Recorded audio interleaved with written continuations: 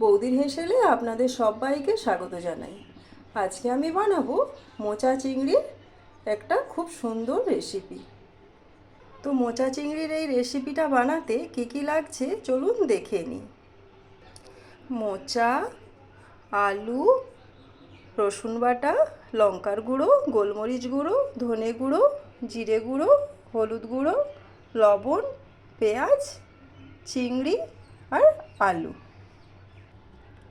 আগে বন্ধুরা জেনে নিই মোচা কাটার একটা সহজ পদ্ধতি। এইভাবে যে মোচাটা দেখতে পাচ্ছেন, এটাকে সবসহ একসাথে ধরবেন। ধরে জাস্ট এইরকম করে পেছন থেকে ঠেলে ধরবেন। দেখুন সবগুলো উঠে এসেছে। তো এই সবগুলোকে একসাথে আপনি তুলে ফেলে দেবেন। তারপর কি করবেন, এই উল্টো দিকটা ধরবেন। ধরে এখান থেকেও এই যেগুলো বেরিয়ে আসছে এগুলোকে একটা একটা করে বাদ দিয়ে দেবেন। দিয়ে দিলেই মোচা কাটা হয়ে যাবে। তো চলুন বন্ধুরা রান্নাটা শুরু করা যাক। প্রথমে আমি কড়াইটা গ্যাস অন করে বসিয়ে দিলাম। এরপর আমি দিয়ে দেব জল। এই জলের ওপর দিয়ে দেব কেটে রাখা মোচা। এরপর দিয়ে দিচ্ছি অল্প পরিমাণে হলুদ, লবণ।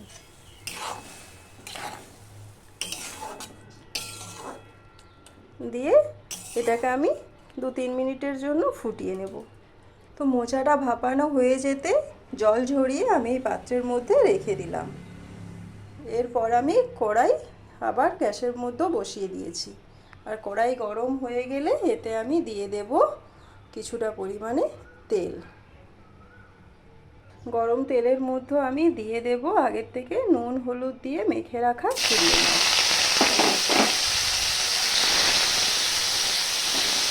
চিংড়ি মাছগুলো ভেজে নিয়েছি। এরপর আমি এটাকে একটা পাত্রের মধ্যে তুলে নেব। এই তেলের মধ্যে দিয়ে দেব কেটে রাখা আলু। দিচ্ছি সামান্য নুন আর হলুদ। এটাকে এবার আমি লাল লাল করে ভেজে নেব।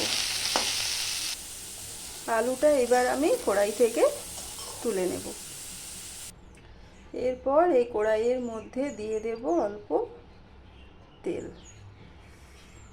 তারপর দিয়ে দিলাম জিরে, শুকনো লঙ্কা, তেজপাতা। এরপর দিয়ে দিচ্ছি পেঁয়াজ।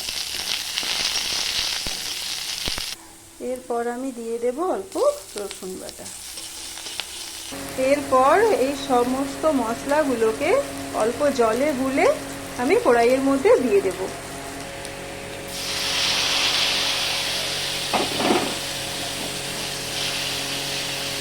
এরপর দিয়ে দেব আলু আর মোচা।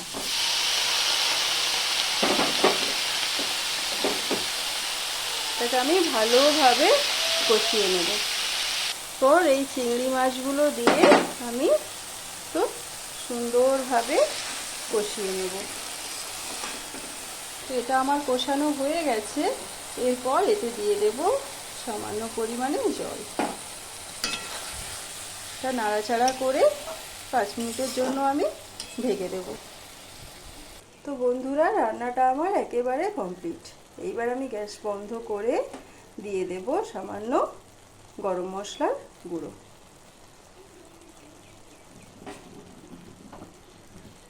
কড়াই থেকে একটা পাত্রের মধ্যে আমি নামিয়ে নিলাম।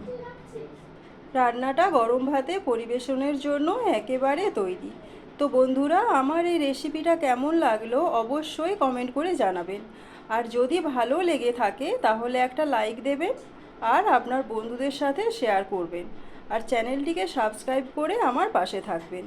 দেখা হচ্ছে পরের ভিডিওতে নতুন কোনো রেসিপি নিয়ে। তো টাটা বন্ধুরা, সবাই খুব ভালো থাকবেন, সুস্থ থাকবেন।